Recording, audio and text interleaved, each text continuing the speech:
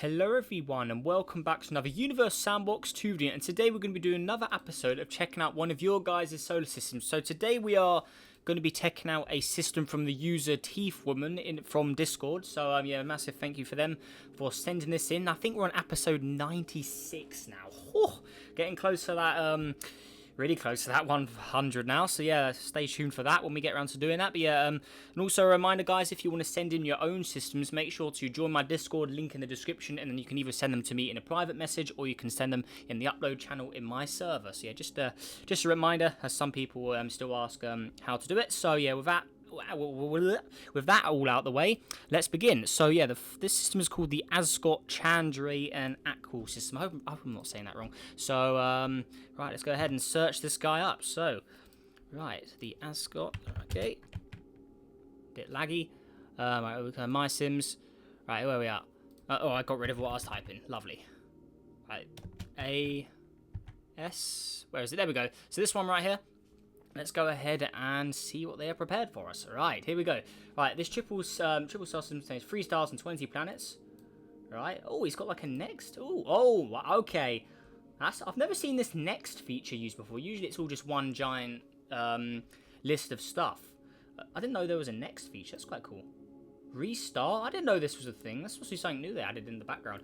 Alright, so I guess we're going to be heading to the Ascot stuff first. We'll keep the menu up so we can go through it as we go along. So we've got a lot of reading today. Right, so nothing about the star itself. So we can't actually check its stats since it's behind that. So we'll go ahead to the first planet here. And as you can see up there, so it's a small hot terrestrial planet with stunning purple sunsets caused by suspended particles of purple dust. Its atmosphere is made mostly of heavy noble gases leading to slow yet powerful winds leading to dust storms. Much like Mars's dust storms, one asteroid moon orbits this body. Oh, it's so cool when people write their own little explanations of each planet. Just gives so much more uniqueness to the planets, which is really cool. So we'll go ahead and land on the surface here. This is by clicking the C button as well. So some people have said, how do you do it? You just click the C button. So yeah, here we go. That is the surface view of the star. You can see some purple clouds as well, which are looking pretty fine indeed. So this is like a purple sort of Mars-like object. Let's try and get a bit more view of the clouds. But yeah, there you go. So that's looking good. Right, and then like I said, one asteroid moon orbits this guy, which is quite close as we can see there. So yeah, there we are. Right, that is the first planet. Next up, we have this one here. Okay, so I'm not sure how to say that one. So yeah, we've got this one here. Charlothiat. I just probably completely butchered that. Sorry. Okay, an Earth-sized body enveloped in a intoxicated, chlorinated atmosphere. Okay, caused by an ancient biological disaster. A once habitable world, a rogue species of chlorine-producing bacteria, drastically changes the atmosphere, leading to a feedback loop of chlorine production. Now at 43%, elemental chlorine dominates the world's climate. As a result, sterilizing it, vast dead jungles cover the land. A reminder of times past. 2 moons orbit this one. Sorry. So yeah, there we go. All right, so here's the planet itself. So we'll go on flashlight just to. Okay, so that's what. Oh wow, I like that. Oh, that looks awesome. Really nice shade of green, and there is some land under that. But sadly, we can't open the menu to remove the atmosphere, so we'll have to fly manually. So we'll just go. Yeah, we'll go on. Yeah, we'll just do this. So if we go underneath the atmosphere, just try and get a view of what it looks like. So that's what it's. It's a tinted green object. So that's all of the chlorine it's taken over. So that's a rough view of what it looks like. But yeah, there we go. Really, really like the way that one looks. Really, really cool indeed. Nice backstory behind it. Then we've got this one here. So there's just the simple moons. Don't think there's too much to see with these guys. Right. Anyways, next object is called Vanadet. Okay, so a frigid water world covered in global ice caps for most of its year. Due to a runaway ice house I've never heard that word. Ice house effect. Yeah, I've never ever heard that word being spoken. Caused by an ancient impact, life flourishes during the milder summer. So he's got a lot of climate mode being used here. Hibernates during the long winter. Due to its mostly oxygen, 88% atmosphere, the creatures inhabiting the planet have grown extremely large. Right. Really, really cool concept, actually. Global or runaway ice house effect. I've never heard that term. I've never ever heard that term used, but it's like greenhouse effect, but the other way around for cold. That's really cool. I really like that. Pretty unique. Don't really see people using climate mode like this. That's quite cool. So I'm guessing they'd be quite adapted to the cold environments as well. Right, so it also has a moon here. Amicas, a cool large moon orbiting Vandet. It is warmer than its parent planet, and lakes periodically freezing and melting due to extreme seasons caused by the orbit. Really cool. I really like that. So you can see there's some craters filled with water and ice there. So yeah, there we go. Not sure what texture that is underneath, though, because I can't really see with it all, with the atmosphere on it. So maybe we'll have to come back to that if we want. So there is that. So that's got quite an obscure, but you can see it does get longer at certain points. Right, so the next one is this planet. So number 4 here. Gaia. A moderately sized gas dwarf. Oh, that looks awesome. So we've got this one here. Oh, no, yeah, okay, so there we go. I just lost track. All right, we want... Yeah, that one. I was reading its moon for a second. So the moderately sized gas dwarf, its CO2 atmosphere elevates the temperature above its equilibrium. I completely butchered that. Equilibrium of -71. Probably butchered that again. My apologies. Unfortunately, storms and aspirating CO2 gas made this object rather inhospitable. A large frozen moon orbits this object. That is such a cool looking object. And yeah, apologies for butchering everything here. Pronunciation is just awful at some of these things. So yeah, there we go. That is a really beautiful looking gas dwarf object. So I'm guessing it's a gas giant texture underneath there. That looks really cool. So we got that one. All right, and then its moon here, a frigid, icy wasteland, and the presence of carbon on this object hints that it used to be a habitable oasis inhabited by a thriving ecosystem. However, all life has since died due to a large part of the atmosphere escaping into space, leading to its oceans and land to freeze over. Now that all that is left is ancient fossils underneath the snowy surface. Occasionally, equatorial winds sweep up the snow and ice and cause a global blizzard, which often lasts for years. So it's like a super frozen version of Mars with blizzard storms. So it looks like a moon texture or something by the looks of it there. I can't really tell. Definitely obviously one of the cratered objects there with a blue atmosphere on it there. So that is really cool. Right, there we go. Right, the next one we got this one. Right, so this is a gas giant orbited by a few moons, okay? You can see it's sort of like a little buggy with the amount of stars in the system, so that's what it does look like. It looks like it's got quite a lot of bands on it. You can see. Yeah, there's a lot of bands on this guy, so that's pretty nicely done, actually. Looking good. So, nice gas giant there. Simple, but it looks good. Right, okay, so we've got that one. So then here are some of its moons. So apparently the 4th moon is of some significance since there's been a little written about it. Here we go. So I can't open the menu up, so we have to just travel to them all quickly. So we've got this one here. Damn, it's so much. This is probably one of the biggest reading systems we've had in ages. So, yeah, there we go. So that's a frozen ice world. Okay, so... is it this one? Yeah, no, Karavi. No, that's not that one. Where is that? It's in orbit of that one. Oh, it's all the way out there. Okay. So, here it is. So, there's that moon. Right, so this is the one that has the significance. I like the trail colour on this one. It's just very dark here. What's going on here? Studio. Wow, that is very dark. Look at that. Wow, that's like a super dark green atmosphere. Okay, so a rather large moon, oceans of supercritical CO2 cover the surface of this Titan-like world. Yeah, definitely Titan-like. So, is there an atmosphere we can go under here? Ah, yeah, there you go. So now we can see. So that's what it looks like underneath. That's really cool. That green atmosphere that is really cool. I mean, look how dark it is on Studio. And realistic, it's completely invisible. That's a very, very dark one there. Really like that. And one more moon out the air. All right. So this one's looking pretty nice with the atmosphere there. Two-tone sort of coloured one. Alright, there we go. Right, next object. Irana. Okay, an ice giant orbited by a few moons. So here it is here. So it's an all like random spawn brown here. Or brownish orange. However you want to call it. Right, there we go. So there are those. Right, so the 6.4. Okay, so the moon Tyrrell is the one we want to be going to here. Okay. Right. It's quite annoying how I have to keep zooming on all these guys. Right, so they're just insignificant objects. I don't really think we need to... I guess we can skip some of them. Okay, so Tyrrell is over here. Right, so a moon slightly larger than Luna. It is very similar to Karavi, although colder and smaller. Due to a recent cooling event, the lakes on this moon have frozen over, leaving only the few cryovolcanoes as the last active places on this object, showing that this world's activity is slowing down. A fate that may also happen... to Karavi in the future. Okay, so here it is here. So it looks like it's got a very dark blue atmosphere on it. So let's just go underneath it. See if there's see what it looks like underneath. Okay, so there we go there. So it's pretty basic looking underneath. It's all with the atmosphere there, which actually looks really awesome. So flashlight, that's what it actually looks like. It's just very dark with the stars now. So yeah, there we go. Nice light blue one there. Right, so there is all of those. Okay, so Okay, so this is the one. Okay, slightly larger ice giant. Water ice clouds often streak across the upper atmosphere of this object. It is orbited by many moons. Quite nice there. Note, this part of the triple star system is very attractive due to the presence of rare elements such as chlorine and the isotopes deuterium and helium. Furthermore, free Vandets oceans may be worth exploring both for mining and biology missions due to favourable surface conditions. Right, there we go. Right, well, this one has a ton of moons.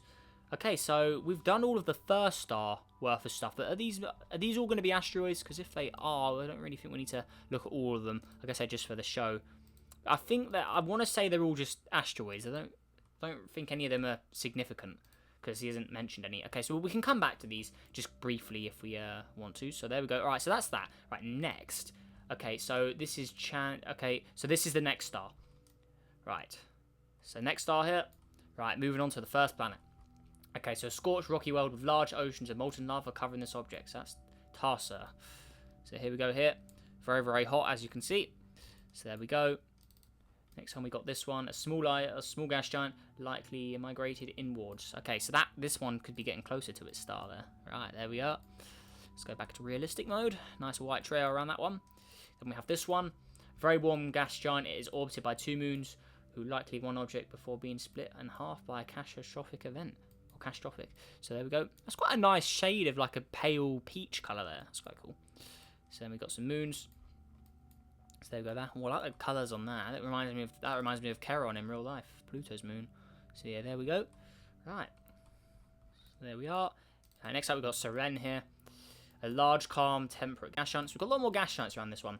It has a pleasant average temperature of 15.2 degrees. Oddly, it has a large excess of oxygen scattered in its atmosphere, allowing simple bacteria to flourish in its upper atmosphere. One hot moon orbits this body. Cool. So then we got this one over here. Right. There we are. Right, next up we've got Argo, a large, cool gas giant. Few moons orbit it. So here we go here. Ooh, nice blue, shade of blue there. Looking good. Then there's a few moons, which appear to all be asteroids again. I mean, I'm assuming they are. We'll just hop to a few of them.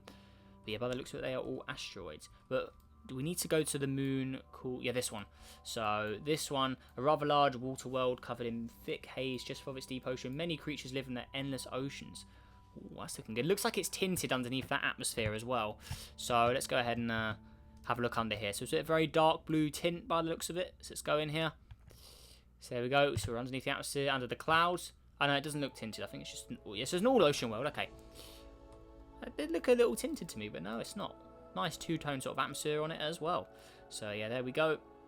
Right, next up we got Ard, a mostly large gas giant. It is orbited by many moons. Right, here we go. Ooh, I like that. Nice mix of colour in there. Then we've got some more many moons. Okay, so we need to go to the moon. Okay, so where is that moon? Our Alicus. A large... I know, 7.1. Is that in orbit of this? Because usually he names the planets by numbers. Is that just the next planet out? Harge is the next one. Oh, 7 is Harge. Wait. Oh, sorry. I goofed. We need to go to this one first. Right, so Harge. A truly massive gas giant orbiting far out from Chandra. Due to its size, it has swallowed or ejected the ice giants that used to orbit in the area. So this has consumed everything out here. Okay. And it has one moon called Alcas, a large ice giant captured by Harge. Okay. So there it is. So that's now a moon of it. So this is the one of the remaining ice giants. Ooh, that is looking really cool. That is a rocky texture on a gas giant. That looks like one of... I think that's Saturn's moon Iapetus put on a gas giant. Yeah, it looks like Iapetus. That actually looks really cool on a gas giant texture. Damn. That looks awesome. So yeah, there we go. Right, so there are those two. Although this part of the triple system may not be the most interesting, visiting for Seren might be crucial to understand habitable gas giants, their atmospheres, and how life could evolve in such an alien and chaotic environment. Really, really cool. All right, so they're the main 2 stars. But then out here we have the 3rd star, which is a blue star. Right, so there we go. We'll go to the next. Right, Aquill. So, right, there we go. Blue star. Looks like the biggest star, but just by a guess as well. Right, so first object here. Varman is the first object. 2 twin worlds, likely part of a super large Earth that has split into 3 worlds by a giant impact. So they all share in the same orbit? No, okay, no, they're just all out here. So here we go. So here's the second one. So it's a world that's been torn to shreds. So we've got all different coloured ones here. And then the last one over here. Oh no, because this is not planet number 3 actually.